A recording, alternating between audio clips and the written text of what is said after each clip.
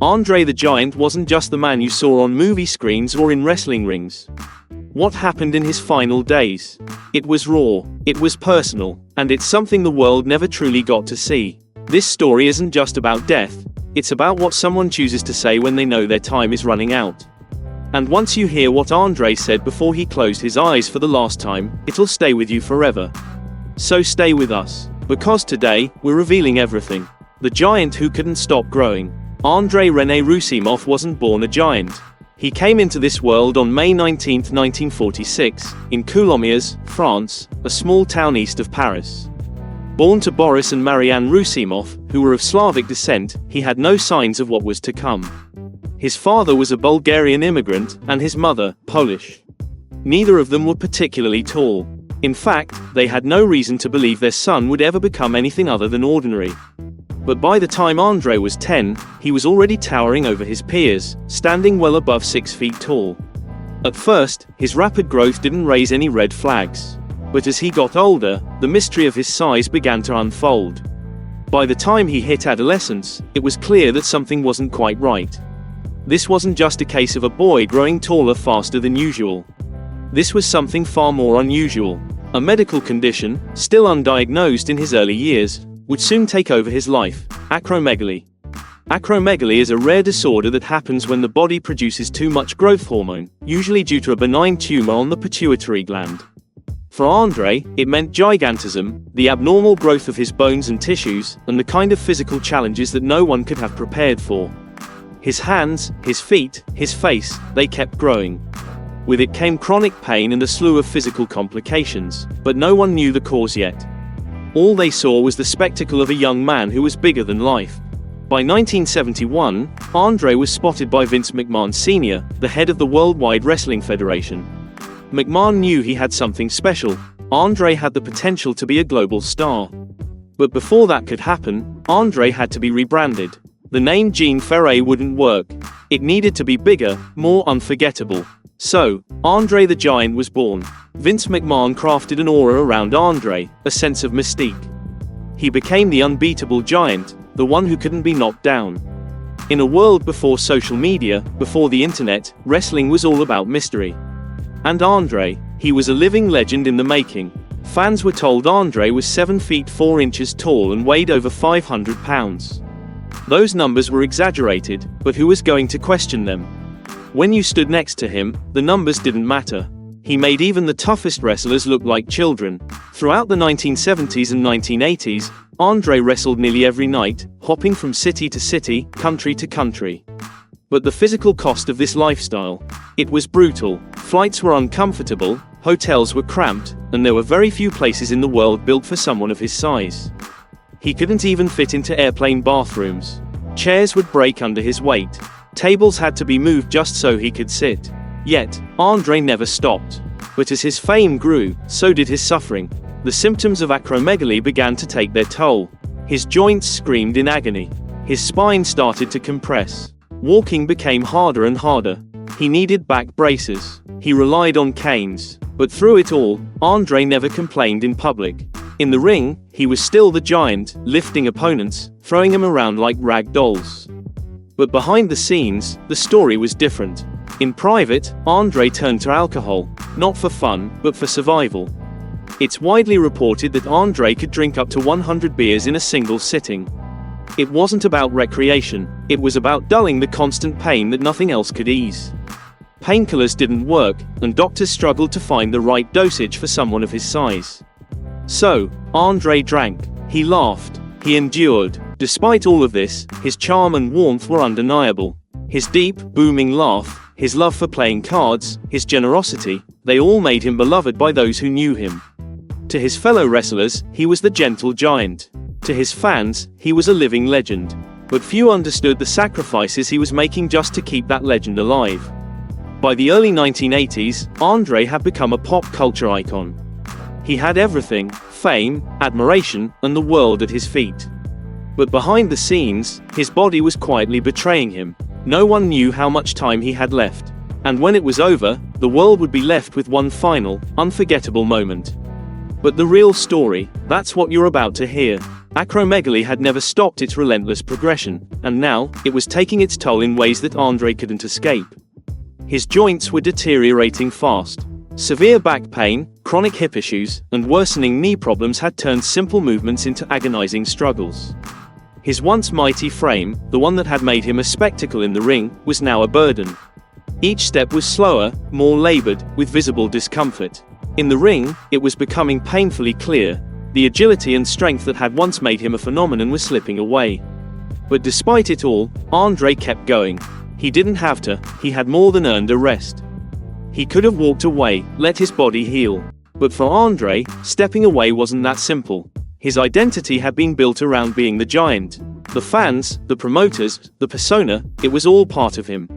He felt a deep loyalty to them, a loyalty that kept him going even when his body begged him to stop. Wrestling was more than just a job for André. It was a way of life.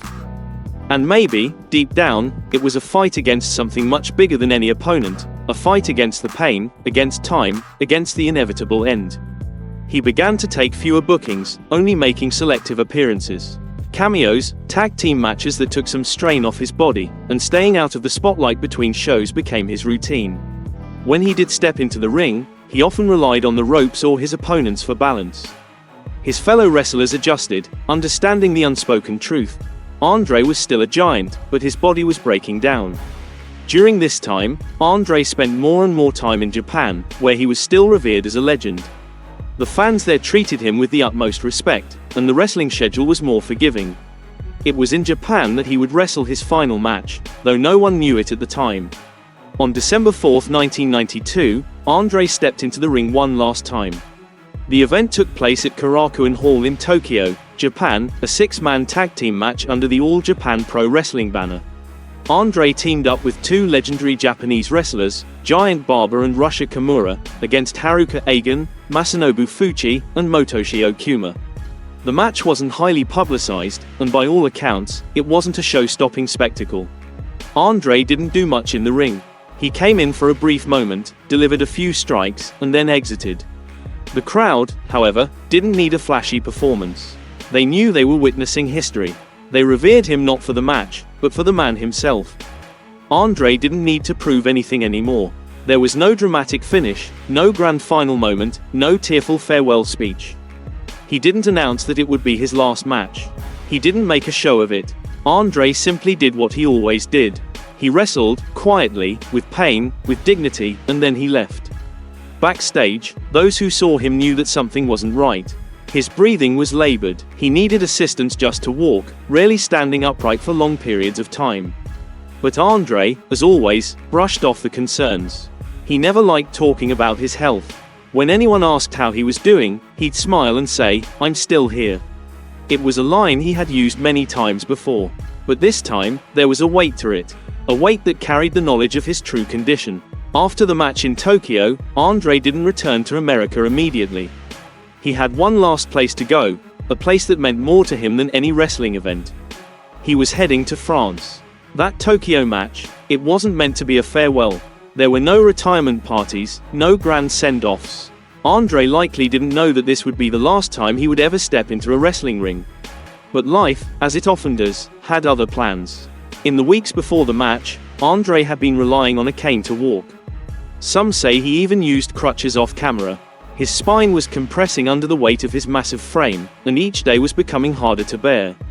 André's heart, already worn down from years of overworking to support his massive frame, was finally beginning to weaken. He knew time was running out. Doctors had warned him for years that his life would likely be short. They had told him, bluntly, that he probably wouldn't make it past 40. At 46, André was still going, defying their predictions. But he wouldn't stop. He didn't have to keep wrestling. He had earned the right to retire. Yet walking away wasn't that simple. For André, the ring wasn't just where he worked, it was where he found a piece of control. His body might have betrayed him, but when he stepped into the ring, it reminded everyone, including himself, that he was still the Giant. His body was failing him, but his spirit, that never stopped. His final match didn't have the fireworks of a grand farewell, but it marked the end of an extraordinary, almost mythical career.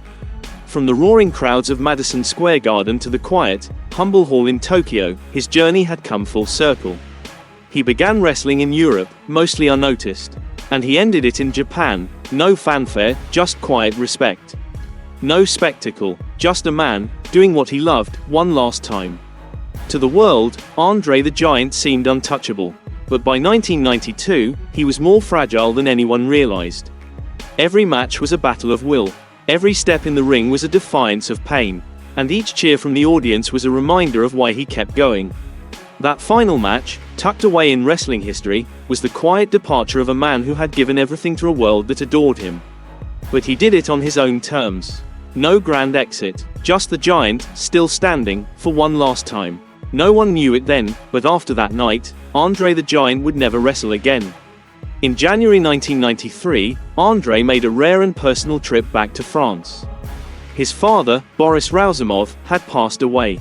For André, returning home was a rare and necessary journey. For most of his adult life, he had been on the road, either wrestling or living in the United States. France, the quiet countryside of his youth, had been far from him. Despite his fame, the ties to his family never faded. So when he learned of his father's passing, he knew he had to return to France, not for any public reason, but for something far more personal. It wasn't a media event.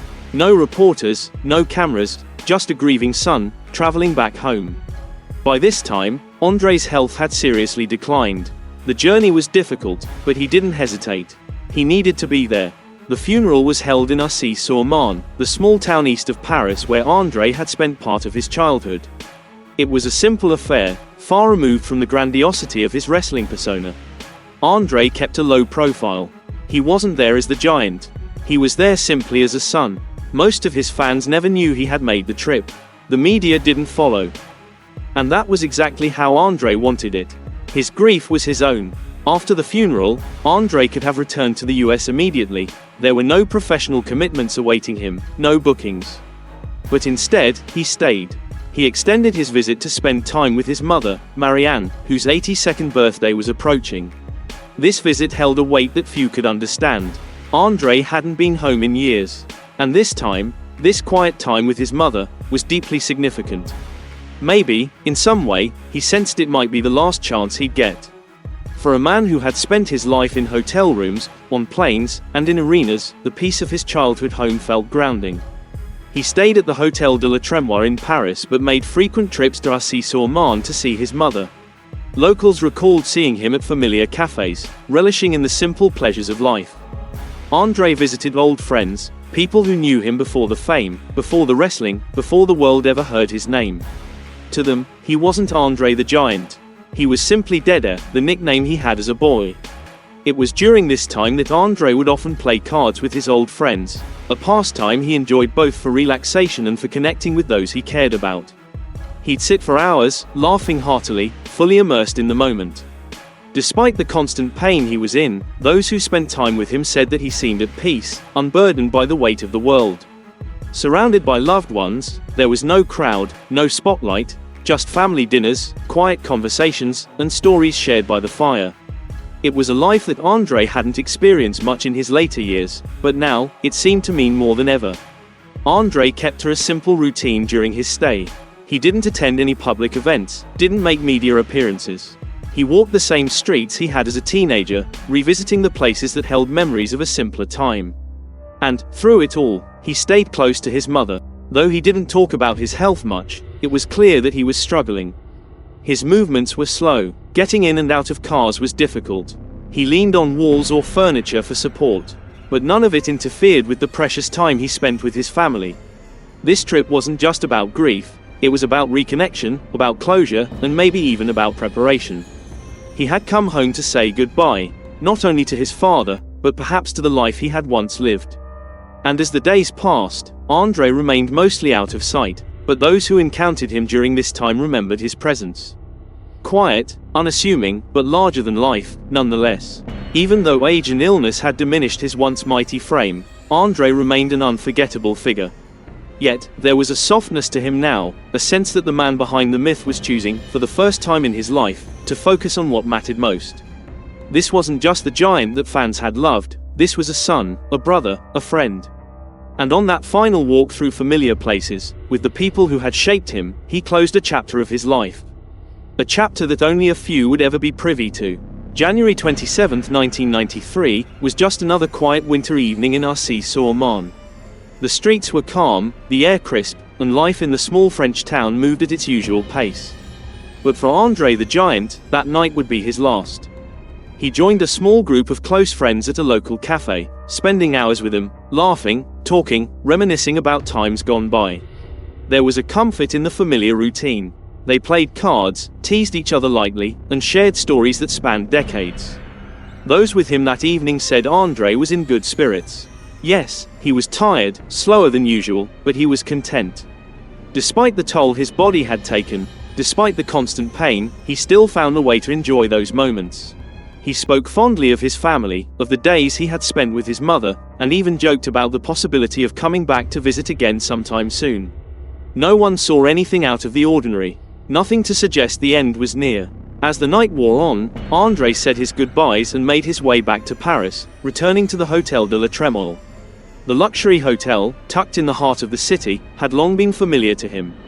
Even in France, where he tried to keep a low profile, his imposing presence made it impossible to go unnoticed. He checked in, headed to his room, and settled in for the night. There were no signs of distress, no indication that anything was wrong. He was alone when he went to bed, just another night. But when the morning of January 28, 1993, arrived, it brought with it the shock of an unthinkable loss. Hotel staff found André unresponsive in his room. Paramedics were called, but it was too late. He had passed away in his sleep. The official cause of death was congestive heart failure. The news hit like a punch to the gut. While those close to André knew his health had been declining, no one expected the end to come so suddenly. At just 46 years old, he was gone. The wrestling world, and the world beyond, was left stunned. Fans who had adored him for decades, colleagues who had seen him as both a giant in the ring and a friend outside it, mourned the loss of a legend. The man who had once seemed invincible was no more. But in those final hours, surrounded by what mattered most, family, friends, and familiarity, he had left this world quietly, without a spectacle. However, there were things about André's final moments that are only coming to light now, years later. According to those who were closest to him, André had spent time in a Paris hospital before returning to Arcis-sur-Marne for the funeral of his father. His health had rapidly deteriorated in the months leading up to his death. Doctors had warned him not to travel, especially to France, as the strain it would put on his already fragile heart could be fatal. But André ignored their advice and made the journey anyway. During his hospital stay, André's estranged ex-partner, John Christensen, was by his side. Their relationship had long been complex, marked by distance and difficulty, but they shared a daughter, Robin, who was 14 at the time. Those who were there during this time described the emotional weight of the moment. André, once larger than life, now lay frail and weakened. His breathing was shallow. His once unstoppable body, a symbol of strength, had been ravaged by years of strain. But his eyes, those eyes, still held something. Presence, awareness, and peace. Though he could barely speak, André reportedly looked toward his daughter. Some say he squeezed her hand. Others say he smiled gently, as if trying to reassure her, trying to make sure she knew everything was going to be okay. But the most profound moment came during the night of January 28th, after he had gone to bed. In his final moments, André called a longtime family friend, a man who had known him for decades, who had heard the countless stories of his wrestling days, but never truly knew the man behind the giant. It was a call that, until now, few had heard about. And when André spoke to this friend, he entrusted him with a message. In that moment, André the Giant revealed something raw, something personal. With the weight of the world on his shoulders, he reportedly said, "I'm revealing everything, and I trust you to deliver the message to the world. Fame cannot buy happiness, nor can money." And just like that, the giant who had once captivated millions, the man who had spent decades wrestling with fame, with pain, with himself, left behind not just a legacy of his accomplishments, but a final lesson. In his final hour, the truth became clear. Fame couldn't protect him from the struggles of life. Money couldn't shield him from the inevitability of time. But in his last moments, he revealed that the things that truly mattered, the simple, quiet moments of love, family, and connection, were worth far more than anything the world could give. And as the world came to grips with his passing, André's legacy as the gentle giant who had lived as much for others as for himself would remain forever etched in the hearts of those who loved him, remembered him, and carried his story forward. I was never happy. I was in pain. The words hit hard, as though André was speaking not only for himself but for anyone who's ever felt trapped in their own struggles. He went on, sharing his deepest fear. The only thing I ever hoped for was that my daughter would never go through what I had to. We often see celebrities as larger than life, untouchable figures, but behind the fame, André's reality was far different. He spoke of the weight of fame, the loneliness in the spotlight, and the pain he hid from the world. Behind those big, bold moments, there was a man who kept a journal, pages filled with raw, unspoken truths about the real André. A record of the man behind the myth. What if those pages held the key to a side of André we never knew? He wanted his daughter to have it, and, reportedly, she did. But she never shared what was in it. Perhaps it was too personal, too painful. And maybe, just maybe, it's a part of him we are not meant to understand. André didn't leave us with a public farewell, and that was exactly how he wanted it. This wasn't a man who lived for an audience. In his final moments, surrounded by the people who truly mattered, André chose authenticity over spectacle. No grand statement, no final roar. André the Giant left the world as he lived, quietly, but profoundly. His legacy wasn't built on wrestling moves, but on the connections he made when no one was watching. All he ever truly needed was a daughter's hand, a wife's forgiveness, and a mother's voice. Simple, yet profound. When news of his death broke on January 28, 1993, the world stood still. Tributes flooded in from everywhere. But André didn't want a public spectacle. His final wish was to be cremated and have his ashes scattered at his ranch in Ella Bay, North Carolina, far from the spotlight. Honoring those wishes wasn't easy. Special arrangements had to be made, but in the end, his ashes were spread quietly, no media frenzy, just as he wanted. His will made sure his daughter, Robin, was provided for, inheriting not just his estate but his legacy. Robin has carried that legacy forward, ensuring André's memory lives on at conventions and in the hearts of fans.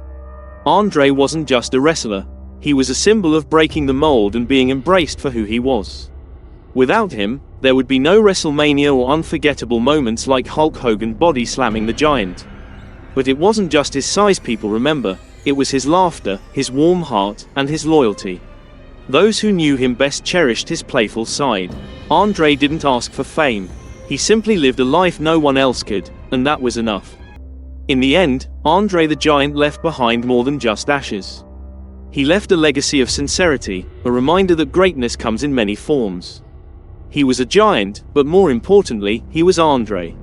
And André, in all his complexity, will never be forgotten. What do you think of the gentle giant now? Let us know in the comments.